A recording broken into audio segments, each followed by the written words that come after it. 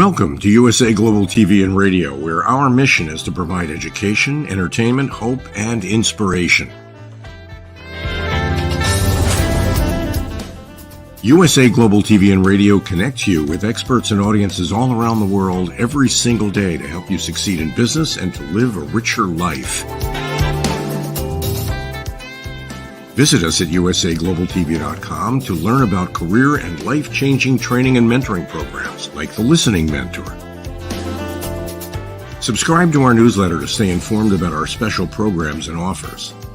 Discover how you can become a guest on one of our shows or a host or producer of a USA Global TV and Radio show of your very own. That's USA Global TV and Radio, where the doctor is always in.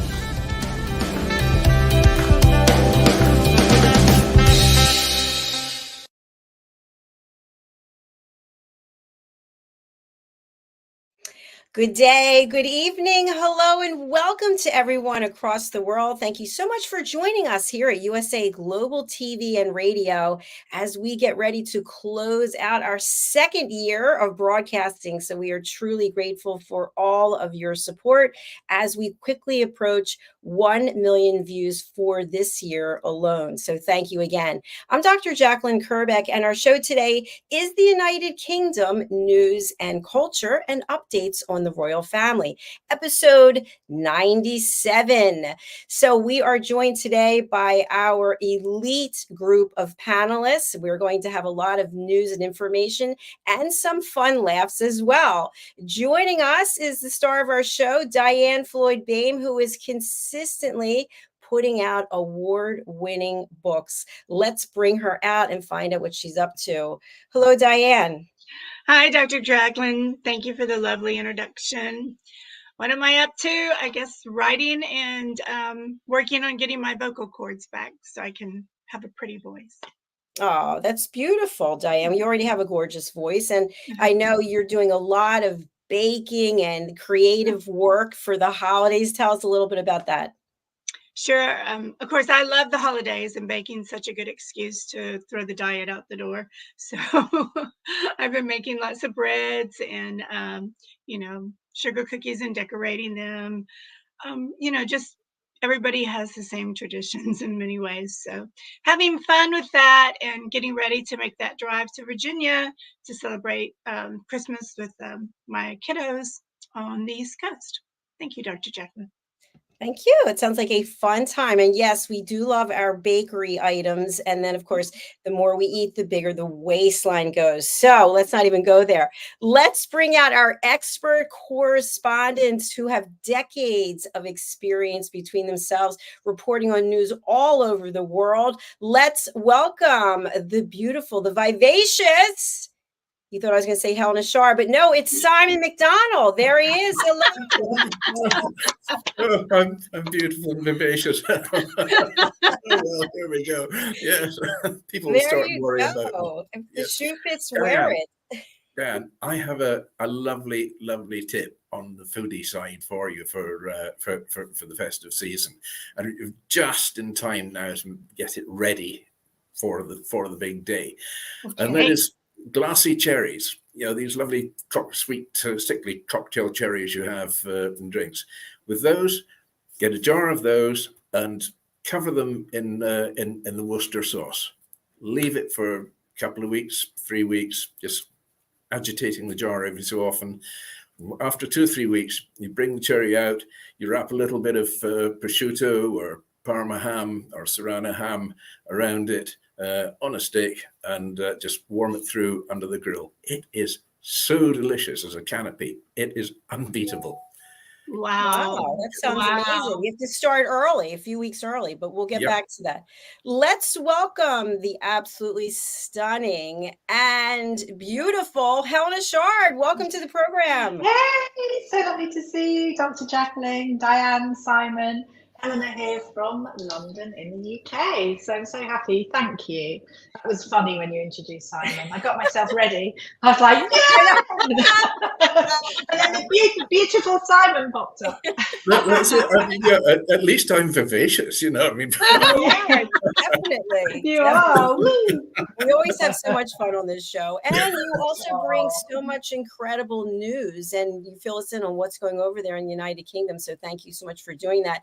As you know, I've mentioned, I noticed that some of our major news outlets that are in print, for example, that the royal family is consistently being featured. And there's certain websites that I go to every day a few times, and the royals are always in there, some kind of gossip or story. So we do seem to have a fixation on the royal family here in the United States. So we're glad that you keep us on our toes here.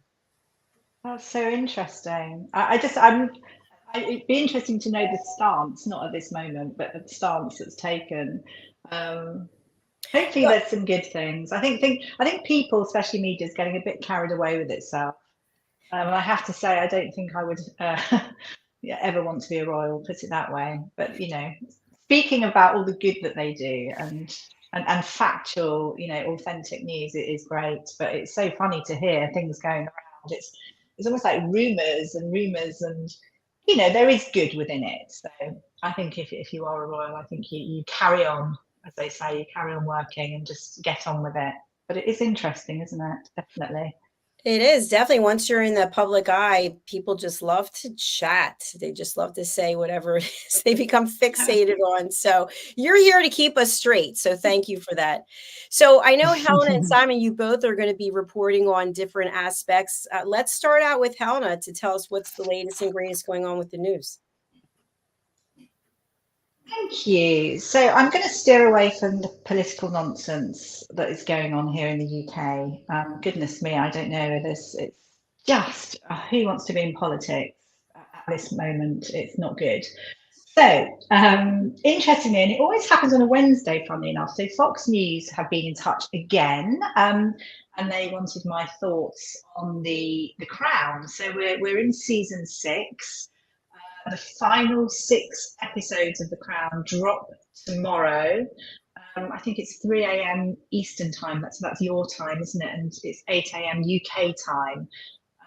So I have to watch that so that I can report back. But yeah, I sent something off just before the show, so hopefully that will be used. But it's I've been so put off, and I've been very honest about it. I found the last few episodes quite dark. You know, and really hard to watch, and I think it's unfair on the royal family. But moving on, I do hope there is going to be some light and some interest and some entertainment, hopefully. I do know that Kate and Prince William are featured quite heavily in the premiere, which is the first episode tomorrow. So that will be interesting. I'm hoping that it will be riveting. There'll be things that we know about that are fact. You know, there's the charity fashion show where William decided that, you know, he thought, goodness me, I really like this Kate, and I, you know, everyone loves a love story, and I'm hoping that there'll be some really great cinematography and, you know, nice things which don't make you feel uncomfortable. Everyone likes to watch things which are fun. And I really hope as well that Kate's superpower, which is she's really quite strong, courageous, and I hope that comes through as well. I really, really do. So that's tomorrow. So everyone should be watching it. I'm going to sort of have a few elements of royal with a few other little bits and pieces as well. So that's bringing in the Crown. But we spoke about the film Wonka that is out at the moment. I love things like that. I really do. I think it's my childish side, my childlike side. Creativity and curiosity, I think, is something that springs to mind. But what I found interesting reading about a wonderful lady called Jen Lindsay Clark, I think her name is, yeah.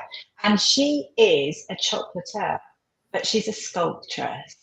And she has made, and this is actually for the launch, which I think was on Friday, a life-size sculpture of Timothy Chalamet. So it's a huge sculpture. I mean, 6'2". There it is. That's just a little bit of it, but 6'2". It took, you know, roughly 6 weeks to craft, and it's just she loves the program. She loves it from the olden days, Willy Wonka and the Chocolate Factory. Excited to have been commissioned to do this. I think there's a lovely story behind it, and it's all about creativity. And she, when she was 3 years old, she used to make mud pies, and she used to make them as you know, as real as possible, because she hoped her family would eat them. So it was that curiosity, creativity, and from there she went from muds to chocolate, and now she does a huge amount. She's made quite a few sculptures, and I think one of the other sculptures that I remember is King Charles. And this was for his coronation. It's like a bustier. Great light, and that's her as well. So that's a wonderful gem. And she used lots of tiny little chocolates as well to sort of to prettify the bust there. And I just think it's really beautiful. And I think, goodness, you know, it's that whole thing. If you think about, as we mentioned last week, Wonka, the whole idea of holding on to your imagination, having that dream, and really running with it, really, you know, going and not giving up. Believe in everything that you want to move forward with. Anyway, so she envelopes that. Charlie and the Chocolate Factory was her favourite programme, favourite film, and now she's going on. She's this amazing chocolatier. I just think, can you imagine making something that's 6'2" and so heavy? I just think that's just incredible. And really, the detail really work incredible. the detail work's incredible. Look at this. I mean, it's amazing. It's just, that's, yeah, and that's just, again, a lot of the time you light it.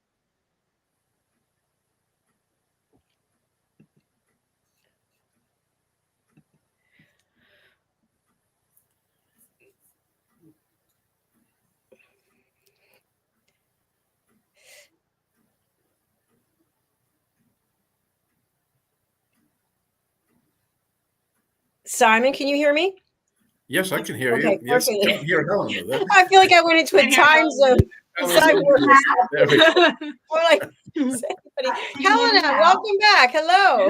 Hey, I think I'm maybe going through my computer rather than my pods. But anyway, as long as you can hear me, that's what matters. And moving on to King Charles, having seen that wonderful sculpture. So King Charles, he requested, I think it's quite funny, he requested that all the old curtains in Windsor and also Buckingham Palace that had been put into storage, which you can imagine is a huge amount of material, he requested that they be upcycled. And this is via the King's Foundation. Be upcycled, made into kimonos, beautiful kimonos, and be auctioned off. Now, this is what is happening at the moment. I have to say, having seen the kimonos, I can't imagine what their curtains must have looked like. I didn't see them looking like this. I really didn't. And I cannot imagine having curtains like that, but I guess that's fun. As in, I can't imagine it in Buck Pal and also Windsor. But anyway, so there's lots of these kimonos. They've been auctioned, and I think good for King Charles. You know, there's a wonderful, isn't it a great feeling? I mean, it's very much him, isn't it? But I think also we can take, all of us, lead and upcycle everything, even if it's giving it away. There's so much that can be done. It made me think about all the clothes that I have stuffed in my wardrobe that I'm gradually going through, which I find exciting. Seeing all these things that I no longer fit, but that's one of those things. And also moving on as well, King Charles. I mean, there's so many things that are being auctioned at the moment. And I always have this thing, I find it really exciting, but I also really hope that people actually purchase them at these humongous prices, but actually use them for something that will, you know, help. I don't know whether it be a museum or actually use them rather than putting it away. We can always just get things and hoard things and put them away. But I think if they're fascinating things, unusual things, they should be for everyone to see. This one is slightly spooky for me, actually, this one.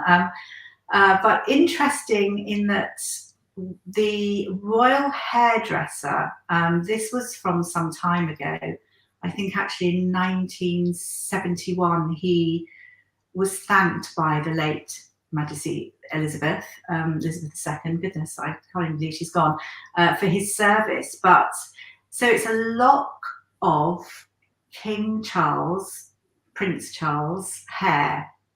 So it's a little lock of hair. There we go. This is when he was at Gordonstone. He was at Gordonstone, and it's a little snip of hair that he was given authorization to keep, plus barber's scissors, etc., being auctioned by Paul Fraser Collectibles. So George Crisp, I think his name is, he had a salon in Trumpers, which was the name of his salon in Mayfair. Now, if you know London, Mayfair is just a quick trot down to Buckingham Palace. So he used to just shut up shop, I have the trot down to the palace, and he would obviously cut hair, etc. And I think he actually he used to cut George VI's beard, which is late Queen Elizabeth II's father.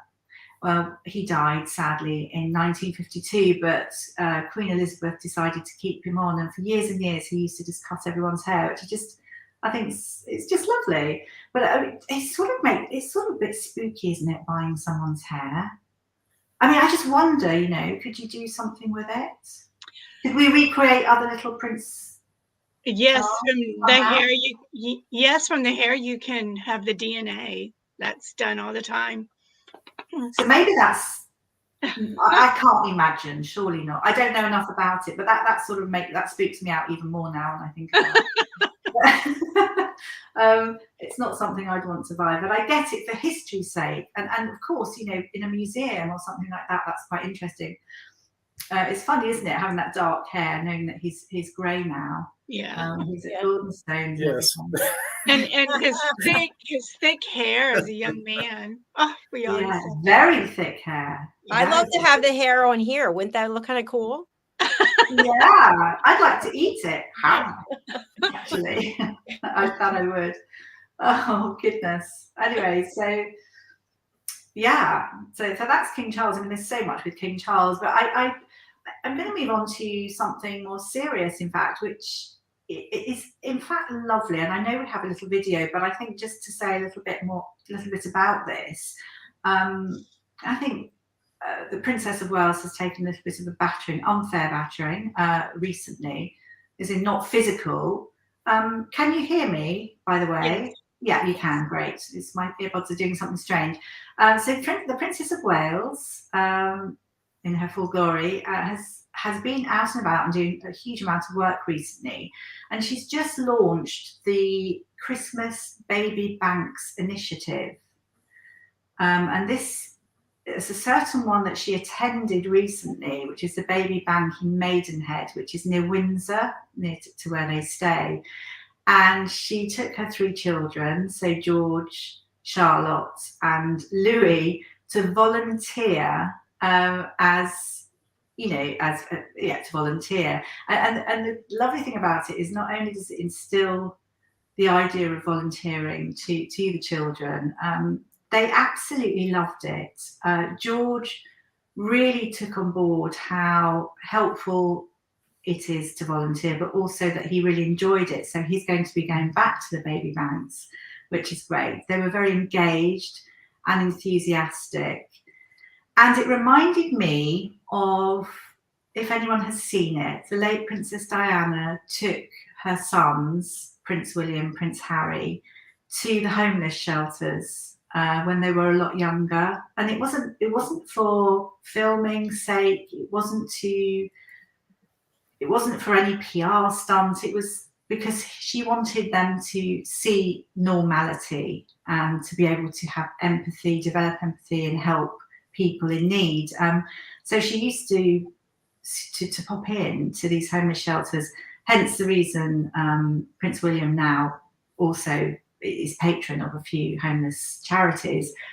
But we have this lovely little clip, and I think it's lovely to show everything going on in the world. If we all did things like volunteering, and I know a lot of us do that anyway, but if every one of us did something to help, something to give back, you know, just us as really everyday people could make huge, huge change. So it would be good to, oh, there's my cat. It would be good to play it, actually. So if we can watch this has been going, the baby banks have been going for 5 years. People donate, people give whatever they can, and these packages are given out to people in need. There's a lot of, I think, a quarter of people with even one child under 5 are in poverty. And if you can help carers, help parents in need, obviously it helps the children. And this is all about the Princess of Wales Shaping Us symposium that she's working on. This is her charitable big thing that she's doing, which is doing such a huge amount of good. So I think let's play it if we can, Dr. JACALYN.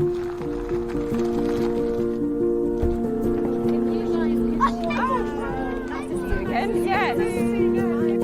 Come and see what we do. Here, there's lots of people who give up their time, and there are lots of volunteers who come and help out. And so you're the volunteers for this evening. Right, you ready? What we would like you to do is try and choose some presents for some children who are similar age to you guys. So if you think about what you would like to play with. Yeah, this is a big gun. Who's this for?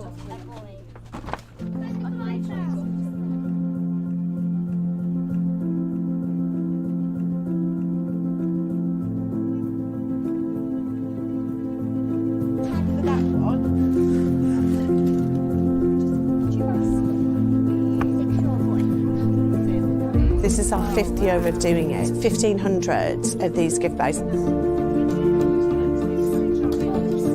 pop that in. Right, I think you're done. All these bags are donations, and then we have to then go and sort them and put them in all the boxes. Let's see. Do you like that one? Yeah. Shall I go through?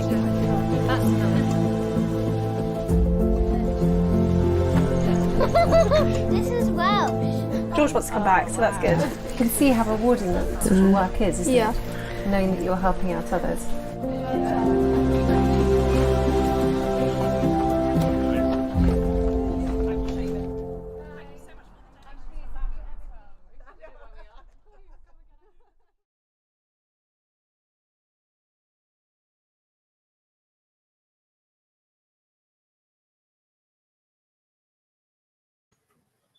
Wow. And that's such a lovely shot video, isn't it? Yes, Absolutely. It was shot by a talented young man called Will War. Obviously, this has actually gone viral, the video, and I think it's such a lovely. Yes, it shows obviously the royal family, but I think it's lovely to see that whole family love and what they're doing and how enthusiastic the children are. I just think it's really lovely. What does everyone think? I loved it. I loved how the kids got to pick out for their age what do you like, so that someone else will enjoy it too. Wasn't it good? It was so lovely. And as usual, Prince Louis sort of looked like he was in a toy shop, didn't he? He picked up the gorilla and. Yeah. I thought he was going to take that one away with him there. One for the road. Diane, have you moved to the closet now? No, I don't know why it did that. Oh, we've lost you. Oh, Yes. Yes. But anyway, I'm glad you enjoyed it. It's gone viral, and and it shows the power of volunteering. They've been so busy. Actually, the Princess and Wales and the family have been incredibly busy.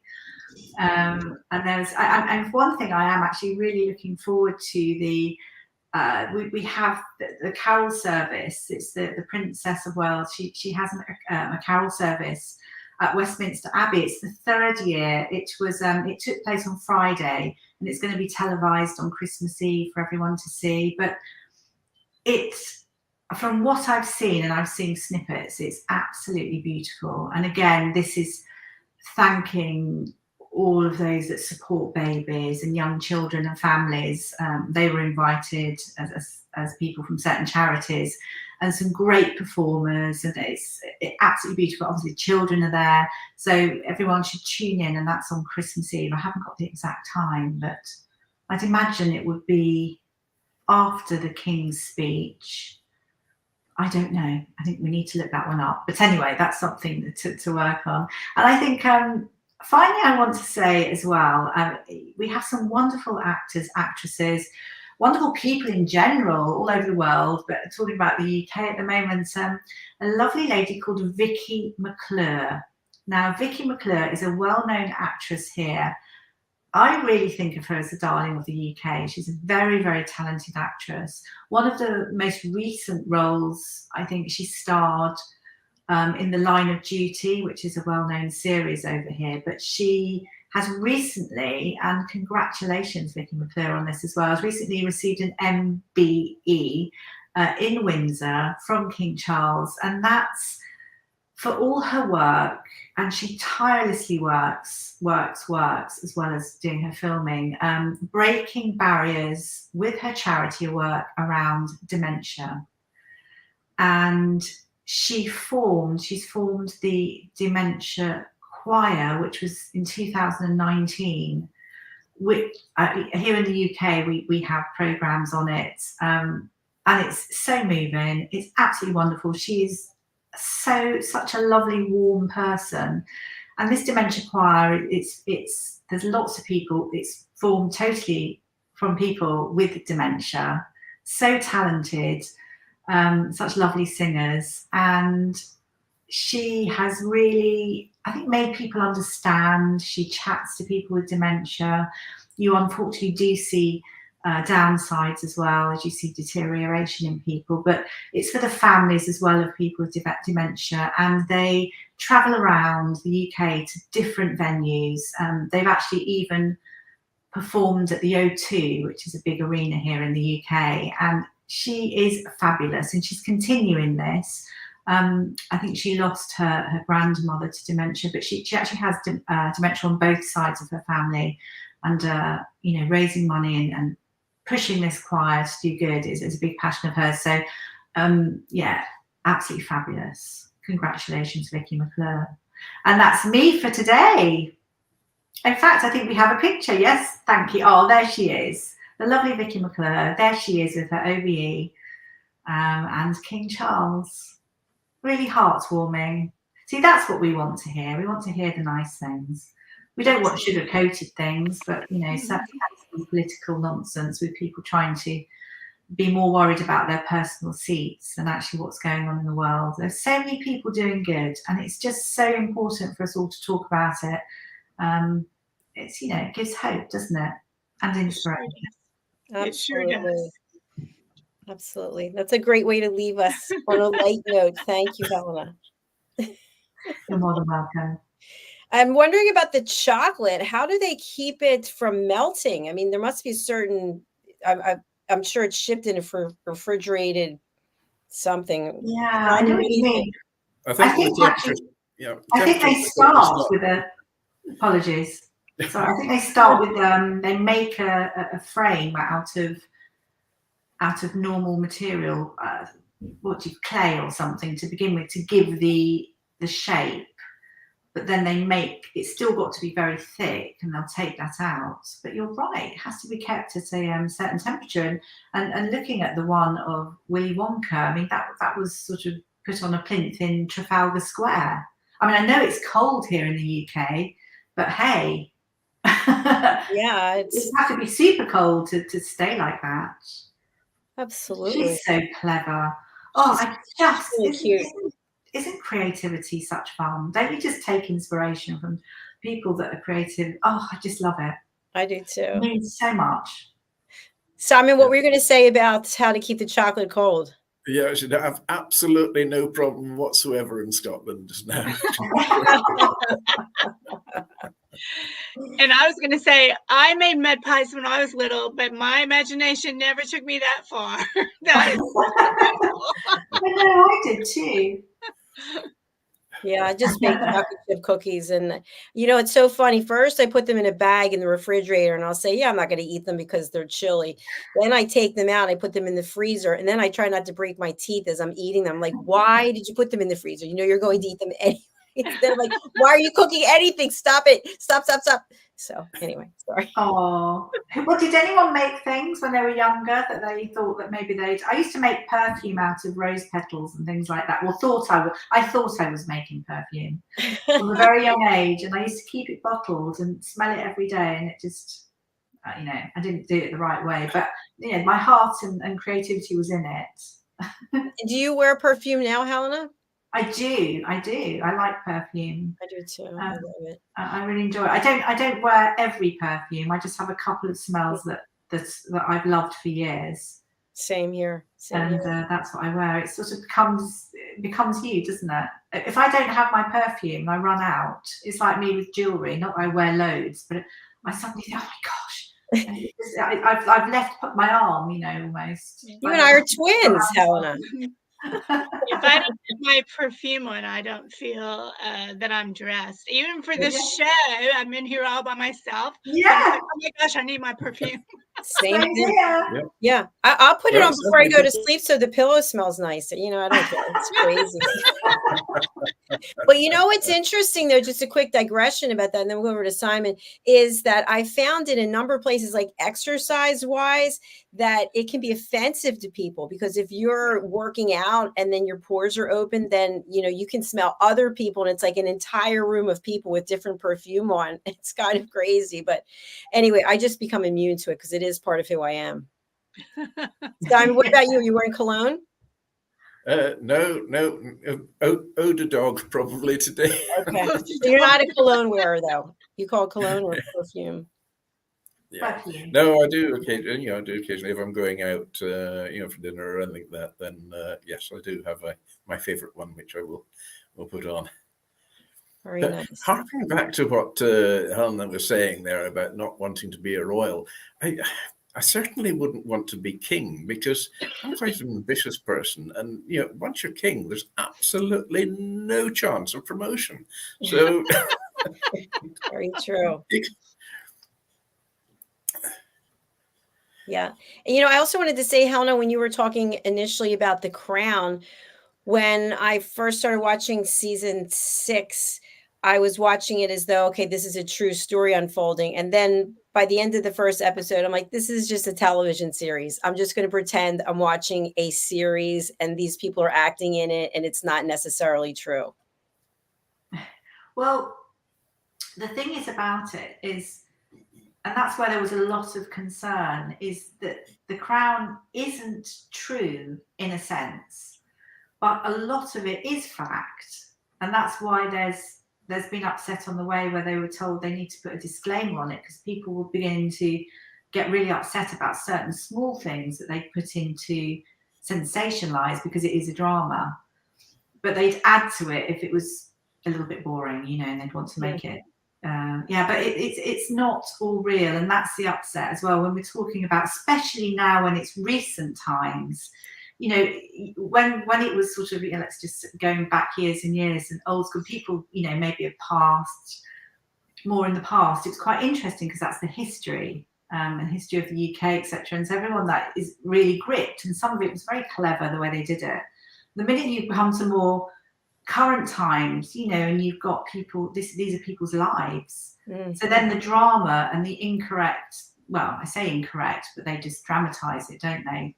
Bits and sensationalize, people believe, and some of the horrible bits it doesn't quite work. But you know, I'm fingers crossed there'll be some light create, you know, like fun times in the up and coming series. But I mean, people have to realize it's Netflix just want to make money, right. And what they've done is they've used the royal family to create these wonderful things, which you know, and it's good to be able to do that.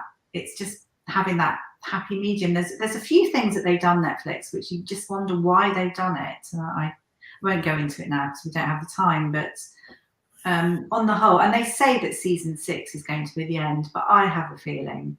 I have a feeling season 6 will finish, and funnily enough, we will hear that there'll be more, because there's always going to be stories. I mean, look what's going on now. I mean, you know, this nonsense with I won't even mention people's names, but there's always going to be something to make stories from. You can put the names in the chat if you want, and then we'll put them on. I'm kidding. No, Okay, no, yeah, let's not. I I agree with can't. It's so interesting because it's still, you know, all the broadcast platforms that are speaking, they're coming to me and they want to know my thoughts, or have I this, have I heard, have I spoken to about such and such. I think, really, surely people are just bored now. You know, really, we just want to move on, and we want, well, we want harmony, and let's all do good, which is really what the royal family want that too. It's so important. But anyway, there we are. Thank you, and it's certainly a great time of year to volunteer and help other people, because there are a lot of people who are not celebrating, who need something to look forward to. Even writing a card and delivering it to someone maybe in a retirement community or somewhere where they don't have people visiting them really makes a difference. So thank you all for everything so far. And Simon, I'm going to turn over to you. I know you have a 2-part series, and today you're going to start on the first part, which could end up being a 2-part of the first part. I don't know. Let's see where it goes. Oh, well, right. Yes, here we go. That I'm sort of sailing a bit close to the wind today. What was talked about earlier about the political stramash that's going on in the country. But I managed to skirt around that a little bit anyway, because the piece I'm doing over the next 2 weeks is about the Palace of Westminster. So I've come back to this side of the Atlantic this time. We've covered the Pentagon, we've covered the White House, so we've done the American side, now we're going to the UK. And I shall try and avoid the politicism of it all. So the Palace of Westminster, it's the meeting place of Parliament of the United Kingdom. It's commonly called the Houses of Parliament, after the House of Commons and the House of Lords, which are the two legislative chambers which occupy the building Westminster, which has become the metonym for the UK Parliament and commemorates the name of the palace. The Elizabeth Tower, which is nicknamed Big Ben, is of course a landmark of London and the United Kingdom in general, and probably one of the most iconic towers that in the world. The building itself, the Westminster Palace, was originally constructed in the 11th century as a royal palace and was the primary residence of the kings of England until 1512, when a fire destroyed the royal apartments. And the monarch moved then on to the adjacent Palace of Whitehall. But the remainder of the palace continued to serve as the home of Parliament of England, which had met there since the 13th century. So in 1834, a second larger fire destroyed the majority of the palace, but Westminster Hall was saved and incorporated into the replacement palace. The competition to design the new palace was won by the architect Charles Barry, who chose a Gothic revival style for the building, and construction started in 1840, lasted for 30 years, suffering the usual delays of cost overruns, and then, of course, the death of Barry and his assistant Augustus Pugin. The palace contains the chambers of the House of Commons and the House of Lords. It's got a floor area of 1,210,680 square feet, so it's pretty big. The site of the current palace may have been used by King Canute during his reign from 1016 to 1035, and from around 1045 to 1050, Edward the Confessor built a palace and the first Westminster Abbey, which now the oldest surviving part of the palace, of course, is Westminster Hall, which dates from the reign of William II, who reigned from 1087 to 1100. Then 1512, during the early reigns of Henry VIII, fire destroyed the royal apartments of the palace. And then 1534, Henry moved to the neighbouring Palace of Whitehall. The predecessor of Parliament, the Curia Regis, or Regis, met in Westminster Hall when the king was in residence. The model Parliament, considered the first Parliament of England, met at the palace in 1295. The palace did not have dedicated chambers for the House of Commons or the House of Lords. The Commons adapted St. Stephen's Chapel for its use in the 16th century, and the Lords used the painted chamber, and from 1801 used the white chamber. Couldn't afford the paint. Well, the palace underwent significant alterations from the 18th century onwards, as Parliament struggled to carry out its business in the limited available space. These included new official residence for the Speaker of the House of Commons, which was completed in 1795, and significant alterations on a new building by James Wyatt, completed in 1801. The last alterations were undertaken by Sir John Soane between 1824 and 1827 and included new library facilities for both Houses of Parliament. So on the 16th of October 1834, a fire broke out in the palace. There's an awful lot of fires there. There we are, cold country. And it broke out in the palace after an overheated stove set fire to the House of Lords chamber. Both Houses of Parliament were then destroyed, along with most of the other buildings in the palace complex. Westminster Hall was saved, again, thanks to firefighting efforts and the change of direction of wind. William IV offered the most completed Buckingham Palace, William IV offered the almost complete Buckingham Palace to Parliament, hoping to dispose of a residence he actually disliked. So, however, the building was considered unsuitable and the gift was rejected. 1835, following that year's general election, the King permitted Parliament to make plans for its permanent accommodation. And each house created a committee, and perpendicular Gothic revival style of design was chosen by architect Charles Barry. The Lords Chamber was completed in 1847 and the House of Commons Chamber in 1852. During the Second World War, the palace was hit by bombs on 14 separate occasions.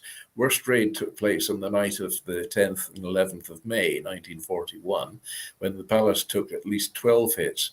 3 people, 2 policemen, and resident superintendent of the House of Lords, Edward Elliot, were killed. The Commons Chamber and the roof of Westminster Hall were both set alight, and as the firefighters couldn't save both, it was the hall that was saved and the chamber destroyed. The Lords Chamber and the clock tower were damaged in the same raid, and the Commons Chamber was finally rebuilt and completed in 1950. The Palace of Westminster has 3 main towers. The largest and tallest is the 323-foot Victoria Tower, which occupies the southwestern corner of the palace. On its completion in 1858, it was actually the tallest secular building in the world. At the base of the tower is the Sovereign's entrance, which is used by the monarch when entering the palace to open Parliament each year. And the 49-foot high archway is richly decorated with sculptures, including statues of St. George, Andrew, and Patrick, and, of course, Queen Victoria. And the main body of the tower houses the parliamentary archives in 5.5 miles of steel shelves spread over 12 floors. They include the master copies of all Acts of Parliament since and important manuscripts, such as the original Bill of Rights and the death warrant of King Charles I. At the north end of the palace is the Elizabeth Tower, which is commonly known as Big Ben. At 315 feet, it is only slightly shorter than the Victoria Tower, but much slimmer. It was called the Clock Tower until 2012, when it was renamed to celebrate the Diamond Jubilee of Queen Elizabeth II. The clock tower was designed by Augustus Pugin and built after his death. The tower, it houses the Great Clock, which uses the original mechanism, which was built by Edward John Dent to design's amateur horologist Edmund Beckett Denison. And it's highly accurate by the 19th century standards, striking the hour to within a second of the time, and remains reliable since it entered service in 1859. The time is shown on 4 dials, each 23 feet in diameter, which are made of milk glass, and the hour hand is 8 feet 10 inches long, and the minute hand 14 feet long. 5 bells hang in the belfry above the clock. The 4 quarter bells strike Westminster chimes every quarter hour, and the largest bell strikes on the hour. Officially, that's called the Great Bell, or Big Ben, surprisingly, a nickname of uncertain origins. It was thought to possibly be the person who was the foreman who struck the bell in the moulding of it in the first place. It's the 3rd heaviest bell in Britain, weighing 15.25 tons. In the lantern at the top of Elizabeth Tower is the Ayrton light, which is lit when either House of Parliament is sitting after dark. It was installed in 1885 at the request of Queen Victoria so that she could see from Buckingham Palace whether the members were at work or not. So I'd like to keep an eye on things. There's been a number of incidents at the Palace of Westminster. The famous gunpowder plot of 1605 was a conspiracy among a group of Roman Catholic gentry to re-establish Catholicism in England by assassinating the Protestant King James I, who was also James VI of Scotland, and replacing him with a Catholic monarch. They placed large quantities of gunpowder beneath the House of Lords, which one of the conspirators, famous Guy Fawkes, would detonate during the state opening of Parliament on the 5th of November 1605. If successful, the explosion would have destroyed the palace, killing the king and his family and the lords. However, the plot was discovered and most of the conspirators were either arrested or killed while trying to evade capture. And since then, the cellars of the palace have actually been searched by the yeomen of the guard before every state opening of Parliament, which is a traditional precaution against any similar attempts against the sovereign. The execution of Sir Walter Raleigh occurred at the Palace of Westminster on the 29th of October in 1618. The previous Palace of Westminster was the site of a prime ministerial assassination on the 11th of May 1812. While on his way to a parliamentary inquiry, Spencer Perceval, the Prime Minister at the time, was shot and killed by a Liverpool merchant adventurer, John Bellingham Perceval. Perceval is the only British Prime Minister to actually have been assassinated. I think there are a few more people would like to have gone that way, but that's another day. The new palace became the target for Fenian bombs on the 24th of January 1885, along with the Tower of London. The first bomb, a black bag containing dynamite, was discovered by a visitor on the steps towards the chapel of St Mary's Undercroft. Police Constable William Cole attempted to carry it to the new palace yard, but the bag became so hot that Cole dropped it and it exploded. The blast opened a crater in the floor of 3 feet in diameter and damaged the roof of the chapel and shattered all the windows in the hall, including the stained glass south window at St Stephen's porch. Both Cole and P.C. Cox, a colleague who had joined him to offer assistance, were seriously injured, and how they escaped that I really don't know. A second explosion followed almost immediately in the Commons chamber, causing great damage, but no injuries, fortunately. On the 17th of June, 1974, a £20 bomb planted by the Provisional IRA exploded in Westminster Hall. The explosion and the resulting fire injured 11 people, caused extensive damage. 5 years later, a car bomb claimed the life of Airy Neave, a prominent Conservative politician, while he was driving out of the Commons car park in New Palace Yard. The attack occurred on the 30th of March, 1979. The palace has also been the scene of numerous acts of politically motivated direct action taking place in the chamber in the House of Commons. In July 1970, a man in the Strangers' Gallery threw 2 canisters of tear gas into the chamber to protest against the use of such gas in Northern Ireland. 1978, activist Jana Mintoff and another dissident threw bags of horse manure. Concern about such attacks led to the installation of a glass screen in the public gallery in 2004. The new barrier doesn't actually cover the visitors gallery in front of the public gallery, which is reserved for ambassadors and members of the House of Lords and other dignitaries. And in May 2004, protesters from Fathers for Justice attacked Prime Minister Tony Blair with 4 flower bombs, and from this part after obtaining admission by bidding for a place in the visitors gallery in a charity auction. So subsequently, individuals now wishing to sit in the galleries must first obtain a written pass from a member certifying that the individual is personally known to them. In September of the same year, there were 5 protesters opposed to the proposed ban on fox hunting, disrupted the proceedings in the House of Commons by running into the chamber, which was actually the first occurrence since King Charles I's unauthorised entry in 1642, which triggered the English Civil War. House of Lords has also been targeted by protesters. On the 2nd of February 1988, the House debated the local government's bill's controversial Clause 28, which is a measure to prohibit the promotion of homosexuality in schools. Following the division in which the clause passed, a number of lesbian demonstrators in the public gallery started chanting slogans, and 3 of them tied ropes to the railing and climbed down onto the floor of the chamber. Lord Monkswell, who had provided the woman with passes to attend the debate, later apologised to the House for the incident, but he wasn't actually criticised for the protest. Similar actions have been carried out outside the Palace of Westminster.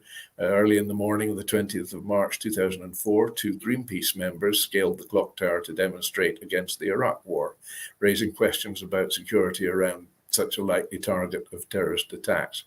March 2007, another four members of Greenpeace made their way to the palace roof by means of a nearby crane, which was being used for repairs to Westminster Bridge.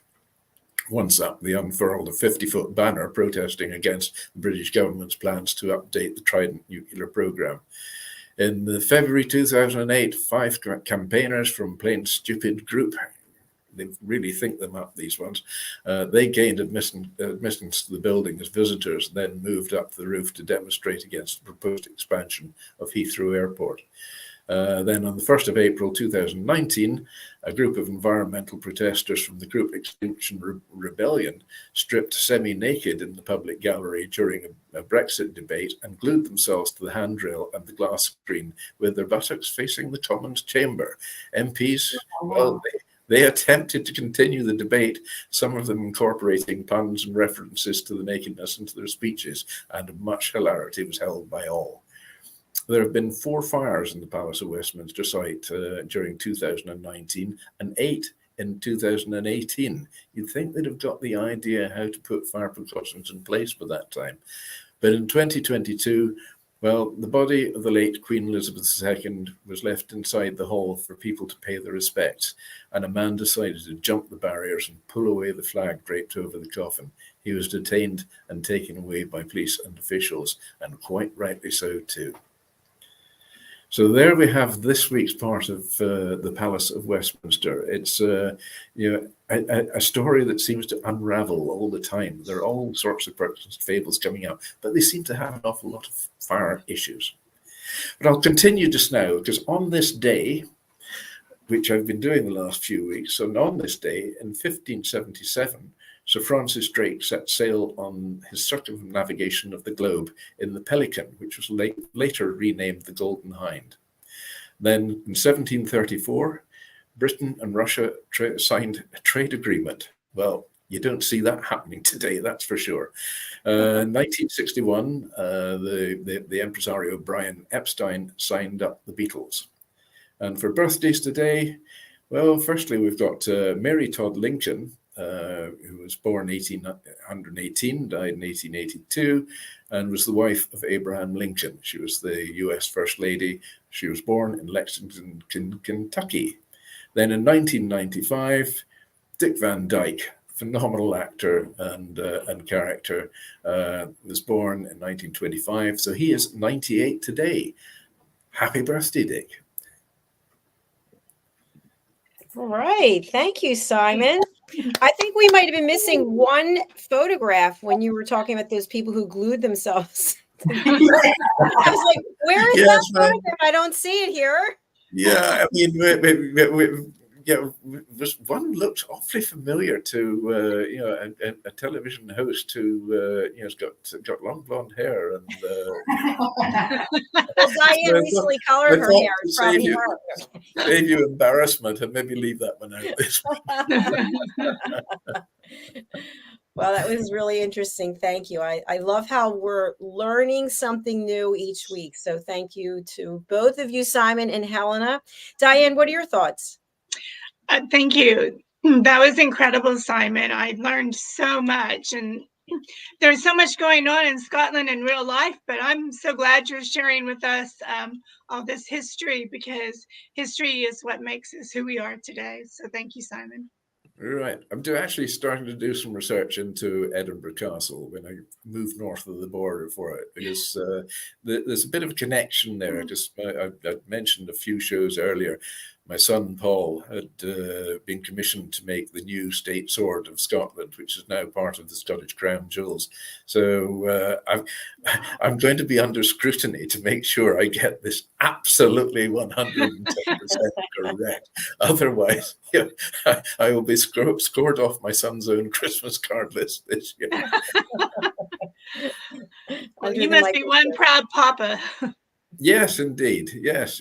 And I've got to call him sir now because, at sword's length, well, he knows how to use these things. He makes them. He certainly knows how to use them. So I've got to be very careful what I say to this boy. Yeah, I remember the sword that we had here with some photographs. How long ago was that, Simon? The state opening part, not state opening, the coronation. Coronation, yeah. And it was about a week or so after the coronation that he came to Edinburgh to be handed the Scottish Crown Jewels. And when I say handed, he got to touch them. That was it, and then they took them away again and put them back into Edinburgh Castle. Here, these are yours. Oh wait, not really. Yeah. You can look, but you can't have them. Exactly. But the sword he made, it's the second state sword of Scotland. Its predecessor was getting too fragile to use in ceremony. So that was it. Obviously, not as well made as it maybe should be. But having said that, I mean, it lasted over 500 years. So so that's not bad. It's never been used in anger, as far as anyone's aware. But Paul made this magnificent sword, for the Crown Jewels, and so his heritage will stay on for another 500 years. Long time, long after we're gone. Yes, absolutely. Wow. Well, thank you both for another fabulous show. Hopefully Diane's going to come back. What would you like to share? Anything that's going on for the holidays or anything that you want people to know about? Let's start with Helena.